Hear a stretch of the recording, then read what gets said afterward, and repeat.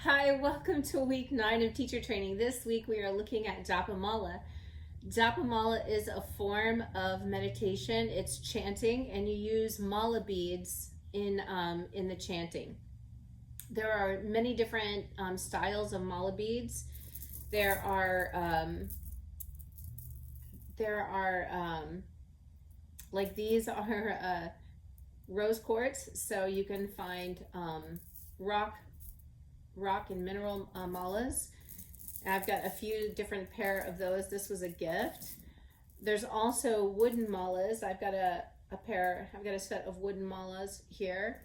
And then this is the first mala. I got these in my first teacher training, and they are broke.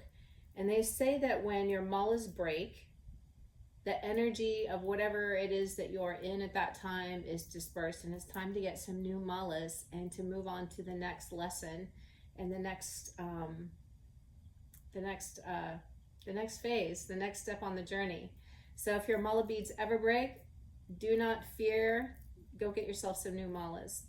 And if you're choosing malas, let yourself be drawn to them. If wood like draws you to it, wood, because that has a quality, right? And if it's stone like rose quartz or amethyst or something like that, let yourself be drawn to that and use those.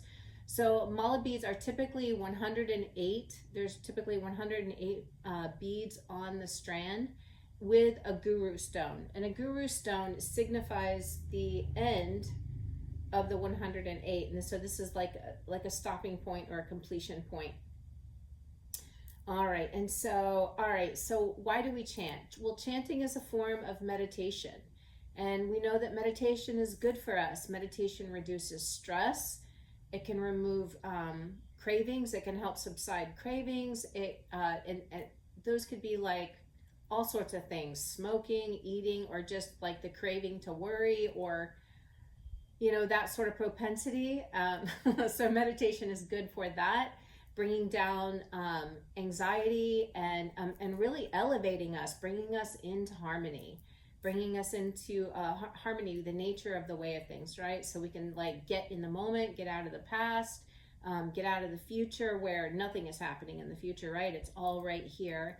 So meditation really brings us into the moment and brings us back into balance. It opens up our mind. It helps us to connect to the deeper part of ourselves, that the part that's not governed by I like this, I don't like that, what about this, what about that, beyond all that stuff, all the labels, who we think we are, who we think we should be. And it really helps us to get into who we are, who we really are, which we're beings, and we're being here now. And when we are here now, we have a lot more peace and a lot more presence, a lot more awareness, a lot more intuition. So chanting, mantra, meditation, all these things are really great to help us get into that place and remember that place. All right, so 108 is said to have a very spiritual significance to it. And you can look that up because I'm not going to be able to recite it all.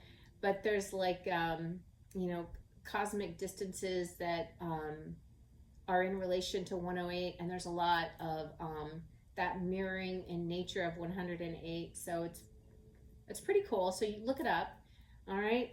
But also 108 is certainly enough time to really get into a state of meditation, into a state of concentration, and into a state of devotion. Wow, right? And so that kicks up like these good feelings of wholeness, feelings of wellness, feelings of connectedness. All right, so really good stuff. All right, this is a spiritual practice. It can be a spiritual practice, part of your spiritual practice. All right, so you use a mudra, you use your middle finger and your thumb to count. So we're going to keep the index finger free. And you start with the first bead, and I'm going to use the mantra Om because it's so simple and so effective. It's very harmonizing. Om is such a harmonizing seed mantra. A seed mantra is like it's like lam or vam, and that was in week 8's assignment. It's a seed mantra. It's like a root sound, and they say that Om is the beginning of all sound. It is the beginning of creation. All right, so let's begin. If you have some malas, you can get your malas and join me. If you don't have malas yet, that's all right. You can just follow along, and I'll keep the count for us. So Om, when we Om is, you will see it written as O-M, Om. It's also you can also see it written as A-U-M. And that actually has its own significance. I'm not going to go into that either, but it's in the manual. So Om, or Om, the O, it sounds from the back of your throat or even down towards your heart. And then the Ah, the U part, sounds up towards the roof of your mouth. And then the part, the ending of the Om, sounds at the lips with the lips together. And there's a little vibration there as you exhale. So it sounds like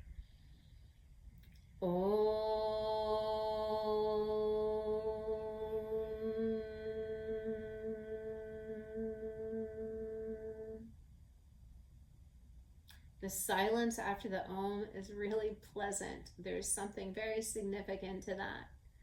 All right, so I'm going to begin, and as I move through the mala, I'll go a little bit faster, and then I'll slow down, and then I'll go a little bit faster, and then I'll slow down, just to find some different rhythms and texture.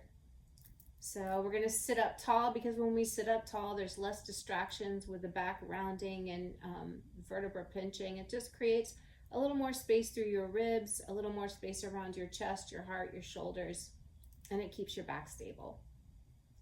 Let your eyes relax on one spot, or even close your eyes. You can close your eyes and bring your inner gaze to the tip of your nose or towards your forehead center. Or you can let your gaze drop down toward your heart if that feels comfortable, if that feels intuitive, or towards the throat. Wherever you want to bring your drishti. All right? So we're going to begin. Om.